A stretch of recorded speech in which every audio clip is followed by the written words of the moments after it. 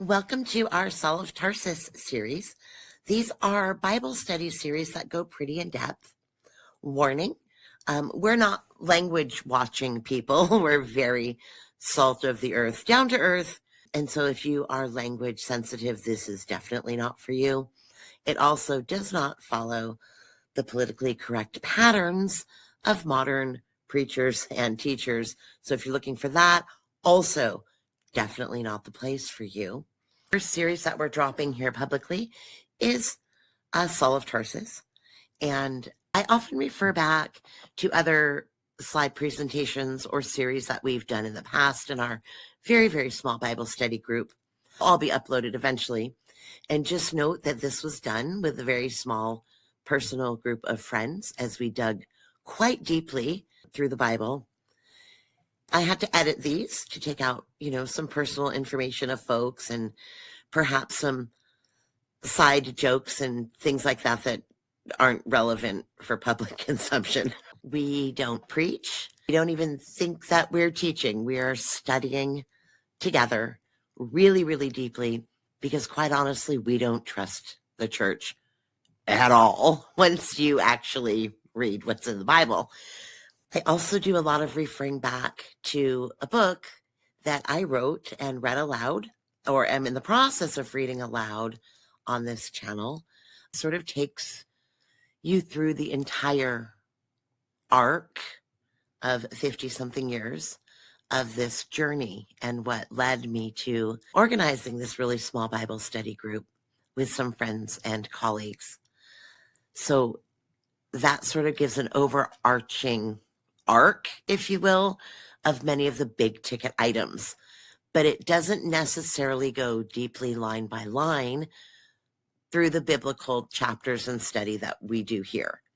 So if I refer back, chances are I'm referring back to things in that book that you haven't listened to.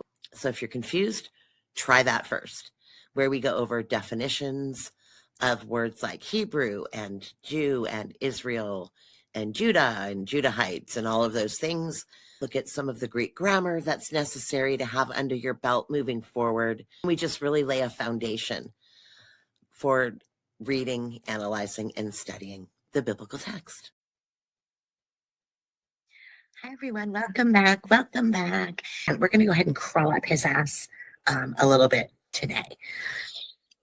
In the last section, sort of the second introduction video, where we were introducing Saul of Tarsus, we played out sort of like God's instruction, warning, test, right? And that's how God works. Well, does Jesus work that way? Does he warn us? Yes. As a matter of fact, he'll give instruction, warning, test. Also, Jesus tests us. We're going to find that today. But we don't want to really follow the pattern of instruction, warning, test and do a whole series on that because we're not here to do that today. What we want is the warn part of the instruction, warn, test, right? We want the warning. Did he warn us? Oh, yes, he did. Our king warned us about a lot of things. Let's dig into it. Well, the first warning I got to was the leaven of the Pharisees, Luke 12. In the meantime, they're gathered together an innumerable multitude of people. And so they trampled one another. Oh my goodness, that's a lot of people. So they're all rushing, they're bum rushing to try to see Jesus.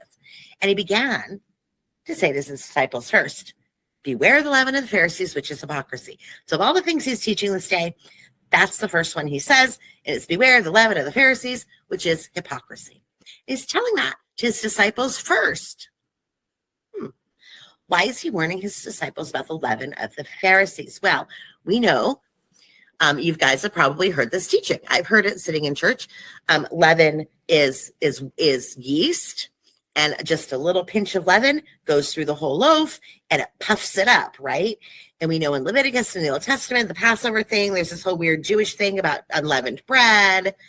And like the communion is the unleavened bread, right? And if Catholics do the unleavened bread for communion, the wafer, like the manna from heaven, that was unleavened. And we know that it means, a little bit of leaven makes it puffy. And that's pride, right? And hypocrisy. And so this is the pride and the hypocrisy of the Pharisees because of their law, right? So, okay, Jesus, we got you. Don't be prideful. We also know that Satan fell because of pride. So all of that is woven in to the leaven of the Pharisees. Now, as a side note, there's nowhere in the Bible except one exception or a couple exceptions in Leviticus where it's giving instructions for sacrifice. And we know how important those are, where leavened bread is acceptable. And we're going to talk about that a little bit later because, as we'll find out, it's actually important. But other than that, and even then, it's still kind of negative. But aside from that, leaven is always a negative thing. So it represents like sin or evil or, bad influence. And boastfulness and pride. So all that, pretty clear. We've all heard this teaching before. Move it along. We're done. Are we done? That's not how Jesus works. If this is important enough to put in here, we know my king repeats himself. So let's see. Luke is not an apostle. Luke is a news reporter. Now, he's a good news reporter. I think, in my opinion, I think Luke's great. And perhaps we'll talk a little bit more about Luke's character when you get a little deeper. But for now, just put a pin in that. Luke was a non-biased reporter. Just the facts, ma'am. Just the facts. So you may find contradictions in what Luke is writing. Because he's not writing what Luke says. Luke is writing what the people he's investigating tells him. And if they contradict themselves, well, Luke leaves it in there. Thank you, Luke. Thank you, Luke. We'll pull that string later. But that's Luke. So he wasn't an apostle. He was a news reporter. And he was just getting the facts, ma'am. And a good one. He was a good news reporter. So let's go to Matthew. Let's see what the apostles say. Well, Matthew 16 says, Jesus said to them, watch and beware of the leaven of the Pharisees and Sadducees. Ooh, good detail, Matthew. Thank you. So thinking of Paul, well, he had the background of the Pharisees and the Sadducees, but like we know that's no big deal. We would have known that Paul had the leaven, Pharisee, Sadducee, doesn't matter where it's, all the Pharisees had it. So of course that's Paul. Not too much more important information. Let's run over to Mark and see what Mark has to say. Oh, thank you, Mark. Thank you, Mark. Praise Jesus. Mark gives us the string to pull. There it is. And he cautioned them, saying, now they're all telling the same story, right? They're all giving their own accounts of the same story. So Mark says, and he cautioned them, saying, watch out, beware of the leaven of the Pharisees. Do you read there, everybody together? The leaven of the Herodians. Oh. We know that the Herodians were after Jesus and the apostles.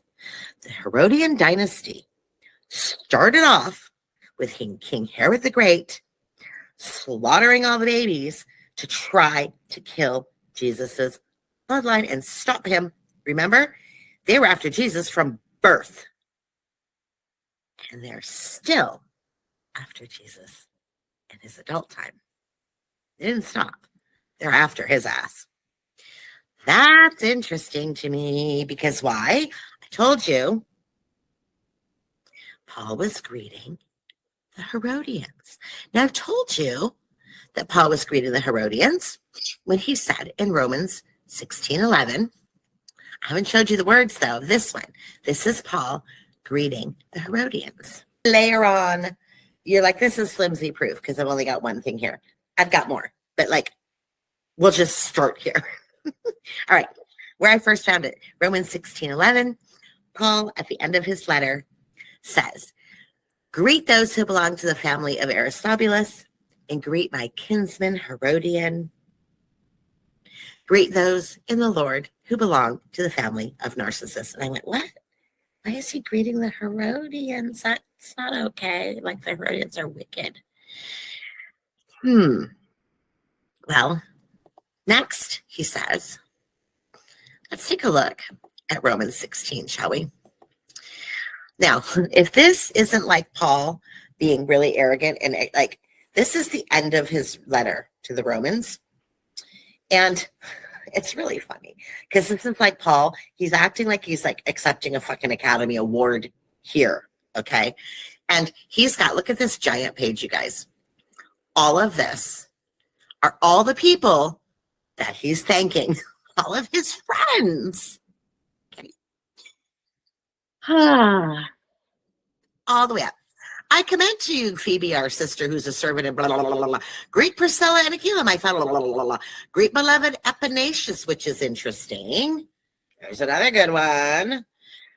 Greet Andronicus and Junia, my countrymen who are of note among the apostles. Oh, well, if they're of note of the apostles, I want to know who they are, but that's not for now. Greet Amplias, greet Urbanus. Oh, there it is. Greet those who are in the household of Aristobulus, and greet Herodian, my countrymen. Greet those who are in the household of Narcissus, who are in the Lord. There's a little B here. Let's go look at the B and see what it says, because we're good Bible readers. Or relative. Oh, greet Herodian, my relative. Wow, there it is. We're going to have to look that up in Greek, aren't we? Oh, guess what? That's what it fucking means. So all of this is Paul babbling about all of these people he's connected with. So Paul's not just some guy. Paul is well connected, and he's making sure to call out this huge long list of people by names or by family lineage. So it would be fascinating to me, at least because I'm a nerd, to go through each and every one of these and see what the historians say and see if you can figure out who these people are based on their bloodline and the time they lived and when Paul was walking around, like in the 40s, 50s, and see what we can find out about this crew, because I'm birds of a feather, you know. But for today, I didn't do all that. This is the part, you'll never hear this taught in church. When have you ever heard about Romans 16? Never. And this is the part that most Bible readers just skip this shit because they're like, I don't fucking know who Phoebe is. Skip it. Oh, now we got Priscilla, and I don't know who these fucking people are. Skip it. And Polite, skip it, skip it, skip it. And they skip it, skip it, skip it, all the way down, even through the bottom. And they're like, okay, what the fuck ever. Let's move to the next chapter. No, that's where the good shit is, you guys. That's where the good shit is. So we're going to do the good shit. So instead of just focusing on my kinsmen or my family people, Herodian, because it means the relative, right? Greet my relatives, Herodian. Okay. Then it says, greet those who belong to the family of Aristobulus. That was right before. And greet those in the family of Narcissus. That's right after. And I went, Narcissus? Isn't that the story, the Greek story of like the god or the person who was so fucking full of themselves, pride, leaven, and they were staring at the water and they fell in or something? I don't remember that whole Greek myth, but there's a Greek myth about Narcissus.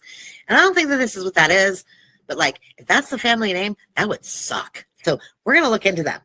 And since we're looking into the people right after the Herodians, let's look at the people right before the Herodians, because maybe these are all really nice people, and it'll kind of clear Paul a little bit and, you know, see this whole birds of feather flock together. We're not going to go through all of Romans 16 and look up everybody he thanked, but let's just look at these three. That's good enough for now.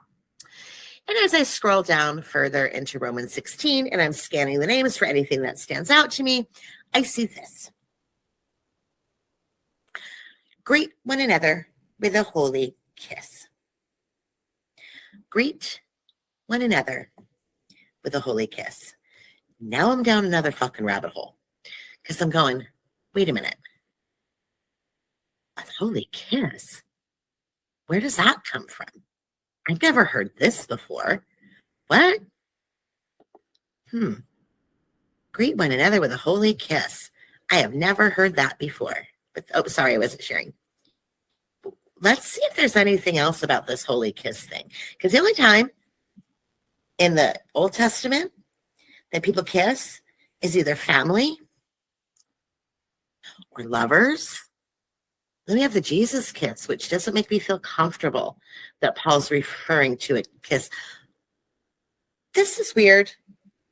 Let's go ahead and do some, I don't know, Greek word study on this. See how I pull out my strings? But first, let's see if it's even a big deal. Oh my goodness, it's a big deal because look,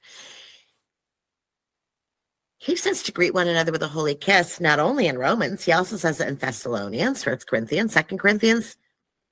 So Um, hmm. If he's saying it a lot, it's important. Let's go down this little side rabbit hole and talk about this kiss. Do any of the other apostles talk about a kiss? Well, Peter does. In 1 Peter, and he says, greet one another with a kiss of love. Well, that's a lot different from a holy kiss. And Jesus taught about love. And it almost sounds, now Peter was written after Romans, so it almost sounds like Peter's like, fuck you, fuck the holy kiss, dude. Love, right? Because Jesus taught love. So because I know from reading the history that Peter and Paul were not friends, anytime Peter says something that Paul says, you got to look at it through the lens of like, was he countering him with these letters they were writing? Like say, oh, excuse me, fuck that holy kiss shit. Greet them with a kiss of love, because love is what Jesus teaches. I don't know. I'm just throwing that out there. We'll ask Peter someday when we get there. Put that on the list of shit I need to ask when I get there. I'm going to spend an eternity. I have questions. This is peace be with you, all who are in Christ. All right. The Old Testament, like I said, just family and lovers. So this kiss thing bothered me. Why did it bother me? Well, because I immediately thought of kissing Jesus. The Jesus kiss. And I hope you all know about the Jesus kiss. But the only place in the New Testament where a kiss is written about something that's not family, like brother, sister, household, and that's not lovers, is Proverbs 27. And that says that the one that I found, maybe there's more, but that's the only one I found out of all of them. And Proverbs 27, interestingly, says, faithful are the wounds of a friend, but deceitful are the kisses of the enemy. And I went, uh-oh. That's what I was thinking when I read them with a holy kiss. So see what they say here. Matthew's account. Now, he who was betraying him, Judas, gave them a sign, right? The fucking people who are arresting him. Whomever I kiss, he's the one. Seize him. And immediately Judas went to Jesus and said, hey, Rabbi, and kissed him. And Mark, his version of the account. Now, he who was betraying him, Judas, had given them a signal saying, whoever I kiss, he's the one. Seize him and lead him away under guard. And after coming, Judas immediately went to him saying, Rabbi, and kissed him. Luke says, while he was still speaking, behold, a crowd came, and the one called Judas, one of the 12, there's that number, was preceding them, and he approached Jesus to kiss him. But Jesus said to him, thank you, Luke, Judas, are you betraying the Son of Man with a kiss? Like Proverbs 27, perhaps. So I don't know. This kiss thing, it makes me feel pretty uncomfortable. So let's do the little word study here on this holy kiss and see what I come up with. Okay. Well, I went to the Catholic Church to wonder, why is this here? Because Catholics love Paul and they're the ones that started the church. So let's start there. And the Orthodox. And the position of the Catholic Church, as I was reading about this, says, some people say that it was the convention of the time, and that's just how people wrote, and it was a common ending to the letters. But the Catholic Church itself says the problem becomes, that's not true. How does a letter writing convention that's non-existent in the rest of the Hellenistic world, which is the Greek and Roman Empire? So this convention doesn't exist in the Hellenistic culture, but yet it appears 4 times among the 7 undisputed Pauline epistles. And I went, oh. So this is not something that was just the culture, right? This was something unique and important as admitted by the Catholic Church themselves. Because Paul wrote it in 4 of the letters, as we've just identified. So I'm going, how to explain this? Well, let's look in the Greek. The holy kiss. Lee Edward Phillips, a prominent theologian and scholar, apparently did his homework too, because he says it better than I can. Because the holy kiss was a ritual communication of the divine pneuma dwelling within Christians. Thanks, Edward Phillips. That's what I came up with too. Not that conclusion, but I came up with the word pneuma. The Greek word pneuma is spelled P-N-E-U-M-A. Write that down. P-N-U-E-U-M-A. P-N-E-U-M-A. What is that the root of? Pneumonia. When's the last time we talked about that root word? We talked about that root word in the video about the occult. Remember that? When we talked about how Paul and the upper Sadducees and Pharisees were dark occultists and they were blowing and breathing curses. We'll get to that later. But that breath of the occult, the breath of God, the spoken word, and that they use the breath because the enemy always twists. They would use the breath in the dark occult to curse people.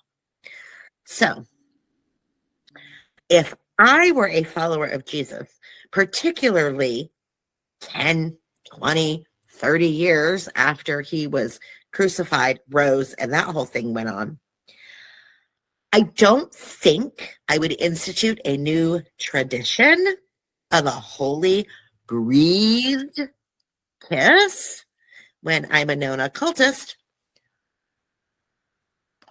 because it's insulting, right? Because when you think of kiss, I think of Judas. So maybe like greet him with a holy high five, greet him with a holy smile, greet him with holy good cheer in your heart. Or like Peter said, fuck the holy kiss, greet him with a kiss of love. Interesting, Paul, the dark occultist. If you want to learn more about the breath and how I get there, I did a video all about it. And so look back on the occult videos, and I think there's like on the front, the picture is like a girl sitting there blowing up into the air. And it was when we were talking about all the demons and the breath and all that stuff. So that's the same word, you guys. That's the same word. But we're not here talking about a kiss. We were talking about the leaven, remember? Let's get back to that. But we can't until we talk about these other families that he blessed, because, you know, I go off on tangents. So who was this Aristobulus character that he blessed in the same, right before and right after? He did Aristobulus, Herodians, and then Narcissus.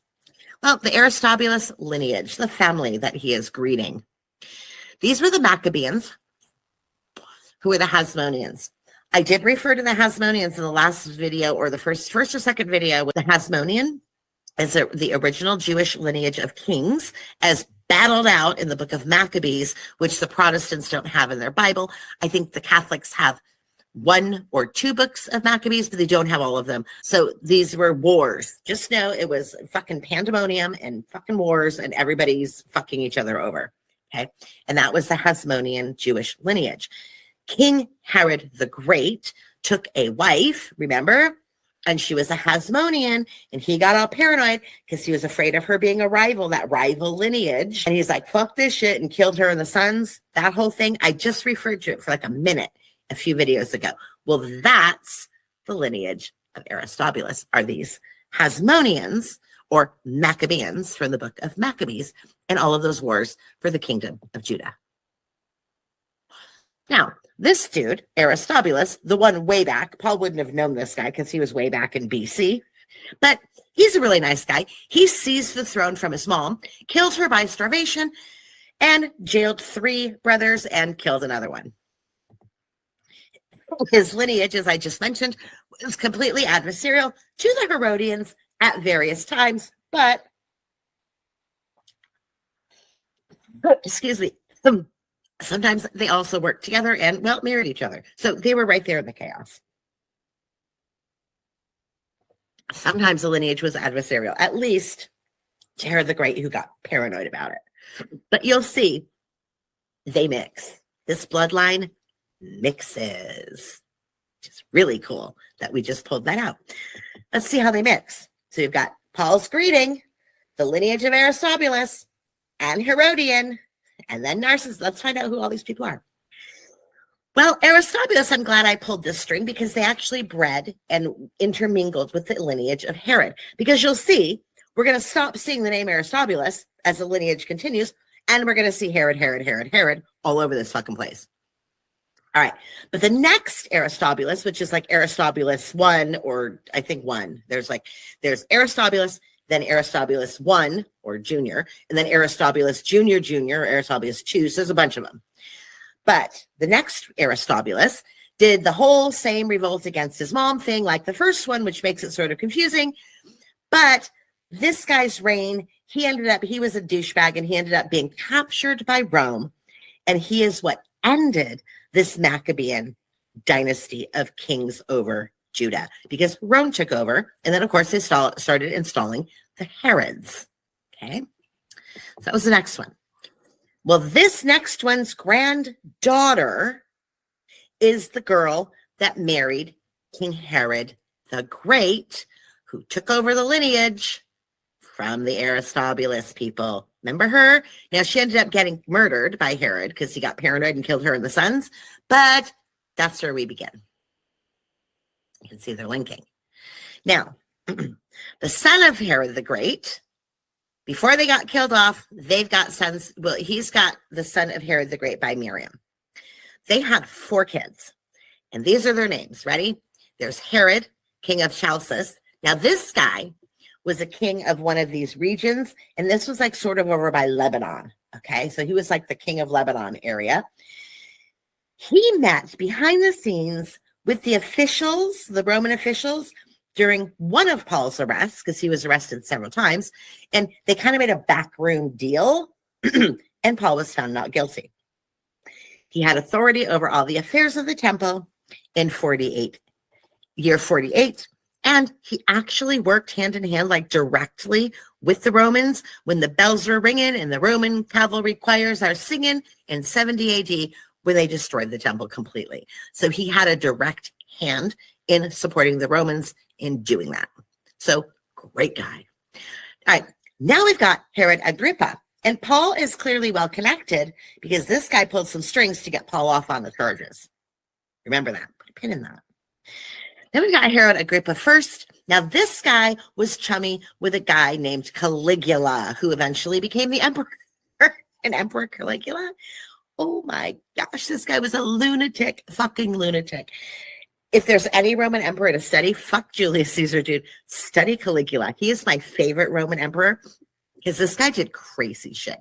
He ordered his navy to like gather seashells, right? Because like the boats didn't come on time or something. So he's like, well, I got everybody down here, and he forgot to order the boats. So he's just like, collect seashells to decorate my palace instead.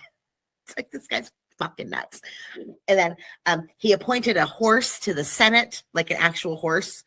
And like, he was like banging everybody's wives. Like, he wasn't just banging people's wives.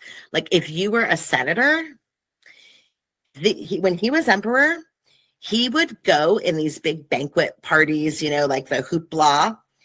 And right in front of everyone, he would call the senator's wife to come with him, and he'd fuck her in front of everybody. This guy was a lunatic. Okay, so this Herod guy is friends with Caligula. This is the family that Paul's greeting, remember. Then we have Claudius, who he's important. He was also the Roman leader, emperor guy at this point of time. And he's the one that jailed Peter, executed James, all that as Herod Agrippa. And he was chummy with Claudius, and we'll learn a little bit, put a pin in that name, Claudius. That will come back really soon.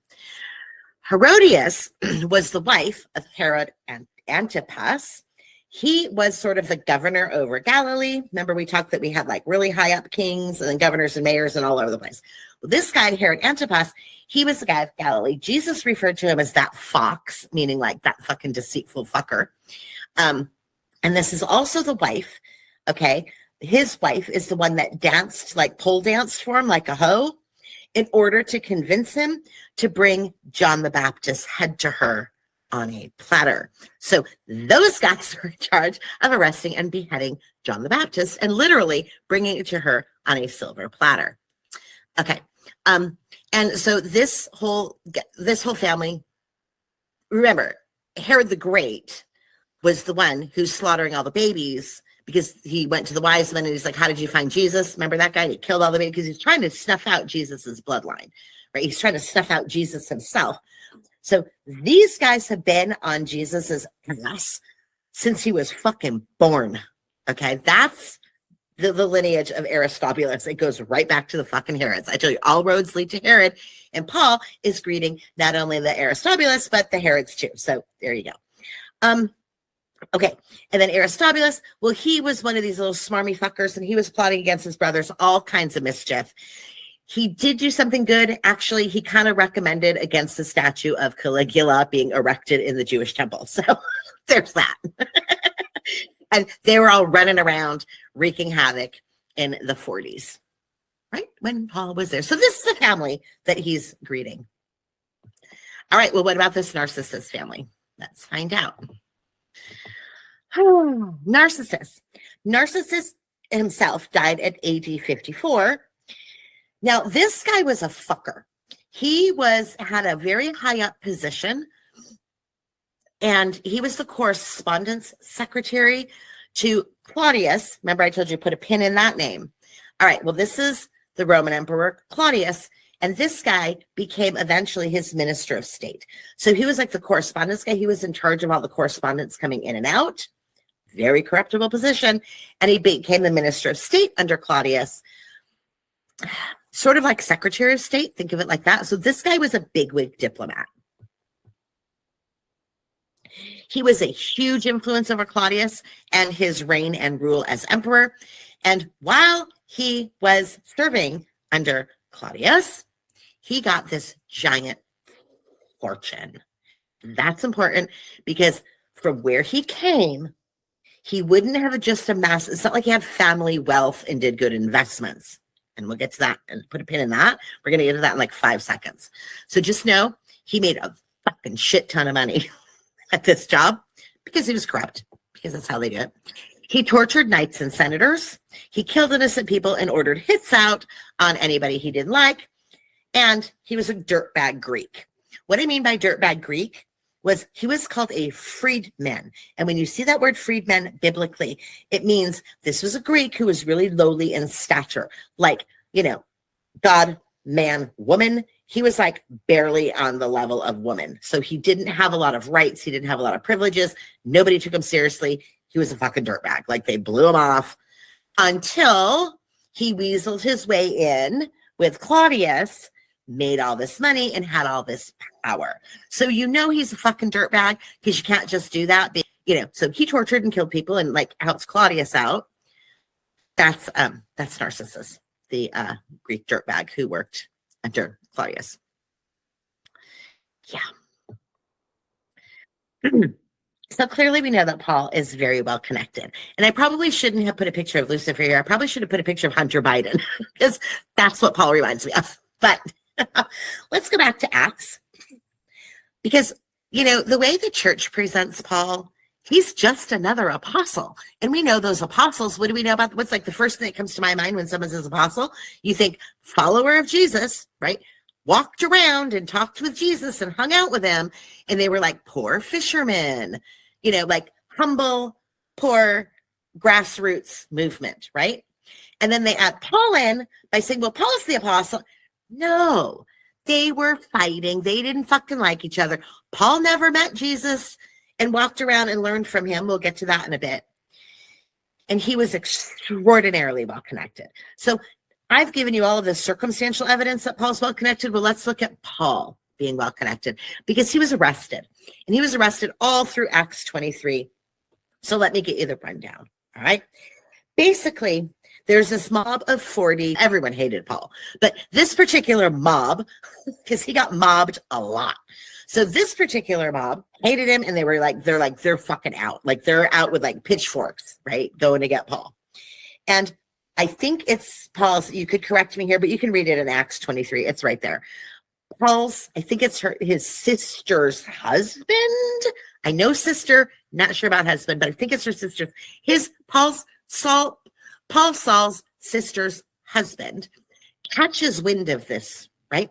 So he runs to Paul and goes, Paul, They're going to fucking beat your ass, dude. Run, Forrest, run. So Paul goes, shit, because he's a pussy, right? So what does he do? Well, now would be a good time while he's in Jerusalem to cash in on his Roman citizenship. So here's one of the times where Paul does a two-faced spiral, and he says, go get the centurion. Centurion is a Roman army soldier. Go get him and have him tell the tribute to get me the fuck out of here. So the guy runs and he tells the centurion, which just means soldier, to tell the tribute. Tribute is higher soldier, like soldier in charge. So you've got tribute in charge of the centurions. And this is where we pick up in Acts. Okay. Paul's screaming, get me the fuck out of here. And how does Roman soldiers respond? Well, then he, the tribute, the boss guy, called two of the centurions, the lower soldiers, and said, get ready, 200 soldiers with 70 horsemen and 200 spearmen to go as far as Caesarea at the third hour of the night. Excuse me? For fucking Paul? 200 spearmen, 70 horsemen, and 200 soldiers have just now been ordered for Paul in the middle of the night to evacuate his ass out of Jerusalem because he pissed off the Jews with his teaching. Did Jesus have? Let's keep reading. Also, because that's not enough, provide mounts for Paul to ride. So mounts, horses. Provide horses for Paul to ride and bring him safely to Felix, the governor. Well, Paul, let's think, guys. If Paul's being taken under Roman guard and protection, who else ever got this when they were arrested? So wound up getting arrested. In this whole scene. So Jews found him, like, accused him, and it was a whole thing. But we're not there yet. We just looking at this part of this clusterfuckery. Did Jesus have hundreds of soldiers and spearsmen and get to ride a horse all the way to Rome when he went before Pontius Pilate? I don't think so. I didn't read that in the Bible, at least. How about John the Baptist when he was beheaded and his head was brought on a platter? Did he get horsemen? I didn't read that. Peter was arrested. I don't think he got that. No, just Paul. Just Saul of Tarsus got the Roman tribune army to order all of this, to evacuate him in the middle of the night.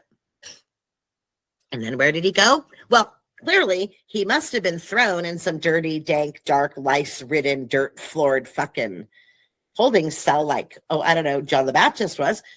No, you say? If you read further in Acts 23, he had a swanky deal. He commanded him to be guarded in Herod's praetorium. Well, what the fuck is a praetorium? Oh, his private palace. That's all. So Paul is clearly extraordinarily well connected with all of these people. But we're not here to talk about that. That was a sidebar. We're here to beware of the leaven. Remember Jesus' warning? Watch out, beware of the leaven of the Pharisees and the leaven of the Herodians. Well, thank you, Mark, for sending me on that rabbit trail. But let's get back to the warning. Beware of what? The leaven. Of who? Pharisees, got it. Sadducees, got it. Herodians, really got it. Beware of the leaven. All right, Jesus. King Jesus, teach me more about the leaven, because I'm getting that this is kind of important. Well, the leaven of the Pharisees. Let's find out. Matthew 16. When the disciple Jesus reached the other side, they had forgotten to bring any bread, and Jesus said to them, watch and beware of the leaven of the Pharisees and Sadducees. And they began discussing it among themselves, saying, we brought no bread. But Jesus, aware of this, said, oh, you have little faith. Why are you discussing among yourselves the fact that you have no bread? Do you not fucking perceive? Dumbass. Do you not remember the 5 loaves for the 5,000 and how many baskets you gathered? Or the 7 loaves for the 4,000 and how many baskets you gathered? How is it that you fail to understand? They didn't speak about bread. Beware the leaven of the Pharisees and Sadducees. Then they understood that he didn't tell them to beware of the leaven of the bread, but was teaching of the Pharisees and Sadducees. So whenever I find a verse, a warning, right, this is the context of the warning. So there's all of these people who have come to hear Jesus's teaching, right? And they can't feed them. That's where we are. And I see Jesus' question in here going, excuse me, why are you talking about this? Do you not understand? Like, how stupid are you? And I'm sitting going, no, Jesus, no, I don't understand. I need you to make it more clear because I don't understand what you're saying. Like, I understand that you're making this comparison with the whole bread thing and the whole Pharisee thing, but like, it's important enough for you to ask me about this with like 5 Jesus questions. Why are you discussing that you have no bread? Well, Jesus, because we don't have any bread. Do you not remember the 5 loaves for the 5,000? And so he's not just saying, do you not remember when I fed 5,000 people with nothing? He's also saying, and how many baskets you gathered? I'm like, no, I don't remember how many baskets. How many baskets? Is that important? Or the 7 loaves for the 4,000? That other time I fucking fed all these people with nothing? And how many baskets you got? Oh, the basket thing again. How many? That should be important because he said twice. Do you not yet perceive? No, Jesus, I don't perceive. I think there's something here that I'm not understanding. How is it that you failed to understand that I did not speak about the bread? Yes, Jesus, I didn't perceive it because I'm a dumbass. So help me out. Please teach me more. I'm listening. Well, let's see where else they talk about this. Let's go to Mark. See what Mark says. The leaven of the Pharisees and Herod. Now they had forgotten to bring the bread, and they only had 1 loaf with them in the boat. And he cautioned them, saying, watch out. Beware of the leaven of the Pharisees and the leaven of Herod. Here's the one we pulled from Mark. Here's the context. And they began discussing with one another the fact that they didn't have any bread. So it's like there's all these people. Remember, the last quote said like there were so many people, they were like trampling each other. They're listening to Jesus teach, and they're like, dude, it's about the bread. Who's the asshole that forgot to bring the fucking bread? So they're talking about it. And Jesus, aware of this, says, guys, why are you talking about the fact that you don't have any bread? Well, again, Jesus, because we don't have any fucking bread. And he goes, do you not perceive or understand, dumbasses? Are your hearts hardened? No, Jesus, I don't understand, but my heart's not hard. Please soften my heart so I can understand. Like, he's like, what the fuck is wrong with you people? I'm like, I don't understand why this is so important. And Jesus says, when I broke the 5 loaves for the 5,000, how many baskets full of broken pieces did you take up? And he said to them, do you not yet understand? I'm going, what the fuck? How many baskets full of broken pieces did you take? And they said 12. So 12 is an important number. Put a pin in that. 12. 12 apostles. Got it, Jesus. There's something important about there being 12 apostles. And the 7 for the 4,000. How many baskets full of broken pieces did you take up? And they said to him, 7. 7, God's number of completion. 7 letters to 7 churches in the book of Revelation. Put a pin in that. We have 12 apostles, 7 letters to 7 churches in the book of Revelation. Ooh, that must be important. Let's remember that for later.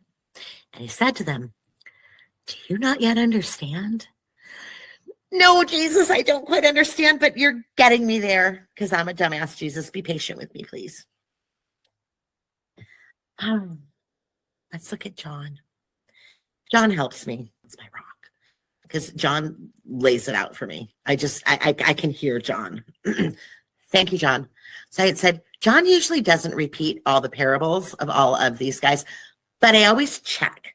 Because John is a very different gospel than the other gospels of Matthew, Mark, and Luke, I always kind of peek over to John to say, okay, what's John saying about all this? Because sometimes he can clear it up really easily. Because Matthew, Mark, and Luke are kind of all saying the same thing, but like a little different, so you can pull different details. John's saying like it's a whole different kind of book. But every once in a while, he'll give you a nugget. And I'm like, ooh, yes, yay, John said something about this. And that's one of these times. So thank you, John. All right, after this, Jesus went away to the other side of the Sea of Galilee, which is the Sea of Tiberias. And a large crowd was following him because they saw the signs that he was doing on the sick. And Jesus went up on the mountain, and there he sat down with the disciples. So now I know at least what's happening and why all these people are here, right? And now the Passover, the feast of the Jews, was at hand. Oh, so it's like a really important time. Thank you, John. That's important. Let's put a pin in the fact that it's Passover, because that always comes up, especially in the Old Testament. Let's remember that one. And Jesus said to Philip, one of the apostles, where are we to buy bread so these people may eat? And immediately I went, wait, Jesus is asking the question? I thought the disciples were asking, what the fuck are we going to do about the bread? But now Jesus is asking, where are we to buy the bread so that these people may eat? That's weird. John, what are you doing to me here? Then the very next line, John 6:6. Thank you, John. He writes, he said this to test him, for he knew what he was going to do. Oh, nugget. And Philip answered him, 200 denarii worth of bread would not even be enough for each of them to get a little. And one of his disciples, Andrew, Simon Peter's brother, said to him, this boy here has got 5 barley loaves and 2 fish, but what are they for so many people? Like, that's not going to help us. And Jesus says, have the people sit down. Now there was much grass in this place, so the men sat down, about 5,000 in number. And Jesus then took the loaves, and when he had given thanks, he distributed them to those receiving, so the fish, as much as they wanted. And when they had eaten their fill, he told his disciples, gather up the leftover fragments so nothing may be lost. And they gathered them up and filled 12 baskets with fragments from the 5 barley loaves left by those who had eaten. So this is the parable of Jesus feeding 5,000. Okay, let's see what they say. Luke 9. Let's see what Luke says about this parable of feeding 5,000. Because back here, that's what they're referring to, right? Don't you remember when I fed 5,000 people? Well, let's see about when did he feed 5,000 people? Let's go back and read that. We just read John's account. He was testing Philip. Let's read Luke's account. All right, the apostles told him all they'd done, and he took them and withdrew to a town called Bethsaida. Now, at least we know where it is, so it's during Passover. It's in this town called Bethsaida. When the crowds learned it, they followed them, and they welcomed them and spoke to them about the kingdom of God and cured those who were in need of healing. Okay, so this is one of Jesus' teachings, and he's healing and curing people. Now that he began to wear away, and the 12 came, the apostles, 12 came, and said to him, send the crowd away to go to the surrounding villages and countryside to find lodging and get provisions, because we're in a desolate place. Like, there's shit to eat here. But Jesus said to them, you give them something to eat. And they said, I don't have more than 5 loaves and 2 fish. Like, dude, what the fuck? Unless we're going to go and buy food for all these people. And like, we're fucking broke, man, on empty pocket. For they were about 5,000 men. And Jesus said to his disciples, have them sit down in groups of about 50 each. And they did so. And they all sat down. And taking the 5 loaves and the 2 fish, he looked up in heaven and said a blessing over them. And he broke the loaves and gave them to the disciples and set them before the crowd. And they all ate and were satisfied. And what was left was picked up 12 baskets of broken pieces. Mark. And they went away in the boat to the desolate place by themselves, and not many of them are going, and they recognize them, and they run in front of I outline the important part. He saw a great crowd, and he had compassion on them because they were like sheep without a shepherd. So he began to teach them many things, and when it grew late, his disciples came to him and said, this is a desolate place, and it's late, dude. Send them away to the surrounding countryside and villages to buy themselves something to eat. But Jesus answered them, you give them something to eat. You, nobody else. And they ate and were satisfied. Whoa. I think I found it. Let's check Matthew. The disciples came to him and said, This is a desolate place and the day's over. Send the crowds away into the village to someone else to buy food for themselves. And Jesus said they need not go away. You give them something to eat. And they ate and were satisfied. Don't send them to another place to get the message. The key number here is 12. There's 12 apostles. Don't send them out for something to eat. You feed them. 12, 12, 12. Found the significance of the number 12.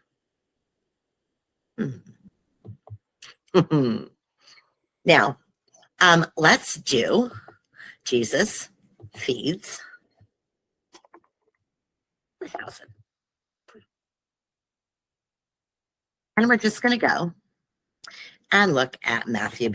All right, so let's go take a look at Matthew. It's in Matthew 15.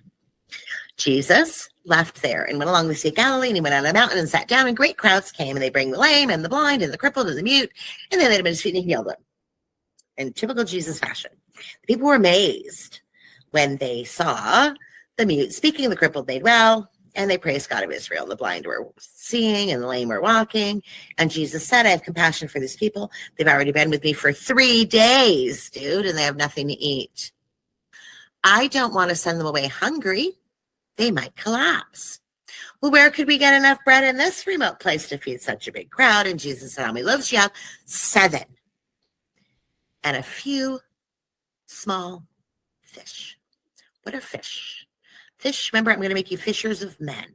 So fishers are followers. They have 7 loaves of bread. Bread of life. Remember, Jesus, this is my bread. A few small followers. 7 fish.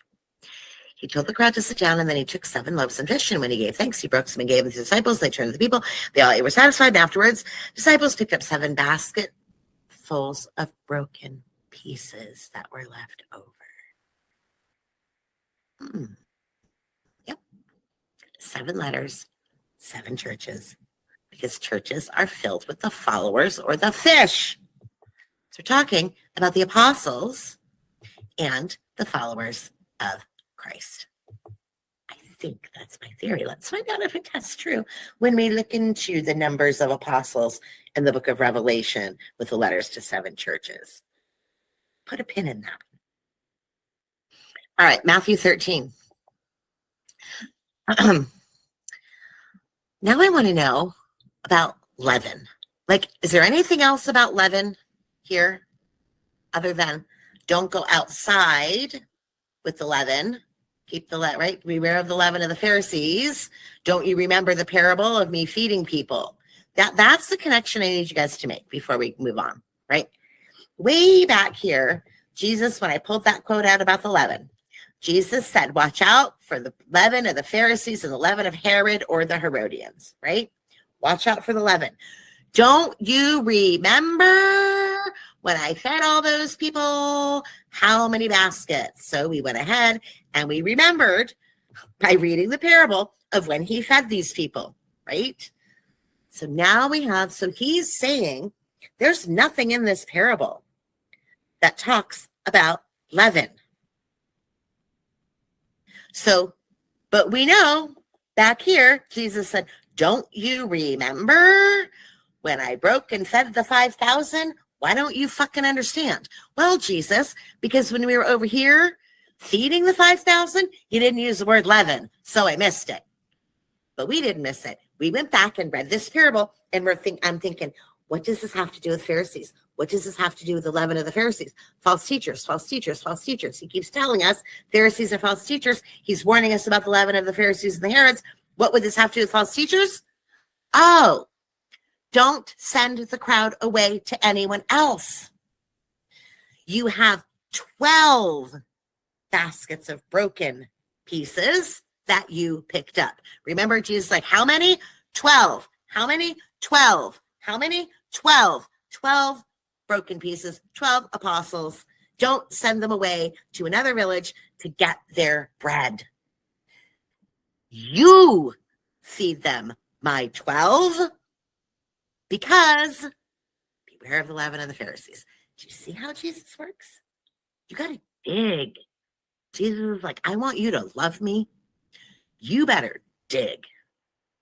Nowhere in this parable does it even talk about leaven. Nobody would look here unless they're listening to Jesus. Do you not remember when I broke the 5 loaves? No, Jesus, I don't. Let me go back. And then he goes, how do you not understand? Well, guess what, Jesus?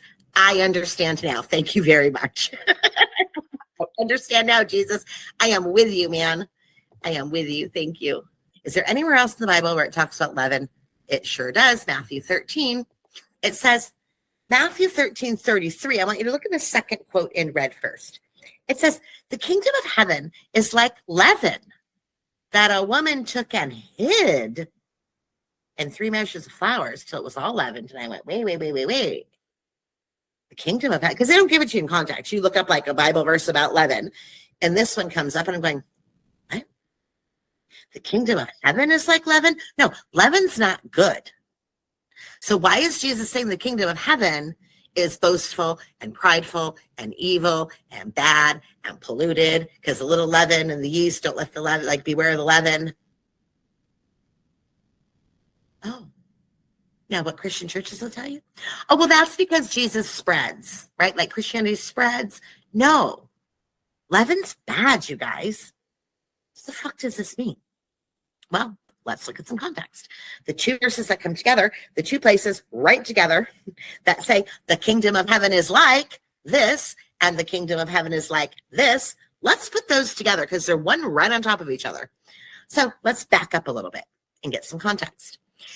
He put another fable before them saying, a parable before them saying, the kingdom of heaven is like a grain of mustard seed. What do I know about mustard seeds? Well, they're small.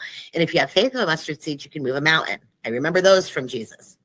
And a man took and he put in his field, and the smallest of all the seeds, but when it's grown, it is larger than all the plants and becomes a tree so that the birds of the air.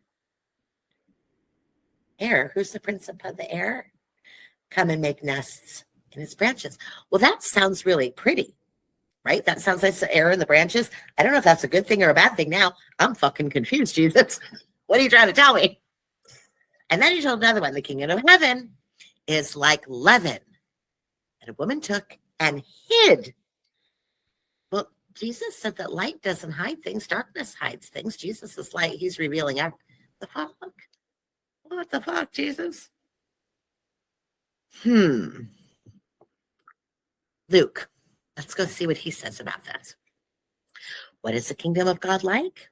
And what shall I compare it to? It is like a mustard seed, which a man took and threw into his own garden. And it grew and became a tree, and birds of the air nested in its branches. And again he said, so he's asking again, what do I compare it to? And then so I'm thinking, since he asked again, thank you, Luke, Jesus is clarifying the first one with the second one. And I checked that in the Greek. It is like leaven, which a woman took and hid in 3 pecks of flour until the whole thing was leavened. Is he telling us that evil can spread through the church? Is that what he's saying? Because everyone's thinking of the kingdom of God as being heavenly kingdom, and automatically when he says kingdom of God, he's talking about, that's not what Jesus says. The kingdom of God's here, and we'll get to that perhaps later in John, but like the kingdom of God's here. Jesus brought the kingdom of God. So what is it like? It's like leaven. Ew. Let's check Mark. And he said, with what can we compare the kingdom of God, or what parable shall we use for it? And he said, it is like a grain of mustard seed. When sown on the ground, is the smallest of all the seeds on earth. Humble beginnings. Yet when it is sown, it grows up and becomes larger than all the garden plants and puts out large branches so that the birds of the air can make nest in its shade. Now, what I noticed when I read this one was seed, sow, seed, sow, sowing seeds, sowing seeds. There's a parable about that. I'm guessing we should read it. But first, let's see what Mark says about this lady who hid the leaven in the bags of flour, right? What did he say about her? Nothing. She's not there. Why did Mark leave it out? Instead, he said, with many such parables, because now I'm thinking parable of the seed sower to figure out what the fuck this means. Mark says, instead of telling me about the lady with the bags of flour, he says, with many such parables, he spoke the word to them as they were able to hear it. He didn't speak to them without a parable, but privately to his own disciples, he explained everything. I wonder if Jesus explained the parable of the seed sower. Guess what? He did. He did. We'll get to that one later. Put a pin in that. He did. We're not going to do it today. That's for another time. It basically talks about how you sow seeds, and depending on what kind of ground that seed lands on, it could bear fruit or not bear fruit. Because, I don't know, birds of the air come away and steal it, like the birds that are nesting in the branches, perhaps. Or something will come and choke it out, or the wind will blow it away. So basically it's saying you hear the word and you're excited, like that's the seed, but a whole bunch of shit can happen to jankify the seed. And Jesus explains that, and we'll get there. Put a pin in that. Or go ahead and read it yourself, because that's the parable that Jesus explains. That's the parable that Jesus explains. How did we get here? Because we read the kingdom of heaven is like leaven. What the fuck? The kingdom of heaven is like leaven? Well, it's like a mustard seed, right? That we're sowing in the field. What? The kingdom of heaven is like leaven? What? Yeah, it's like a mustard seed sown into the field. The kingdom of heaven's like what? Oh, it's not here. But Jesus explained everything, including the parable of the sower and the seed. So that's where you go next. But we're not doing that today. We've got plenty to damn Paul just with this. So let's check John 5, the Old Testament Moses rule. I can do nothing on my own. As I hear, I judge, and my judgment is just, because I seek not my own will, but the will of one who sent me. This is Jesus talking. If I alone bear witness about myself, the testimony is not true. A little bit later. Because who was witness to Paul? Oh yeah, nobody. But I know that you don't have the love of God within you. I have come in my Father's name, and you don't even receive me. If another comes in his own name, you will receive him. What, Jesus? Excuse me, Jesus? If I alone bear witness about myself, my testimony is not true. Well, if that's not good enough for Jesus, why the hell is it good enough for Saul? It's not. Saul needs a witness. We're going to find he didn't have any.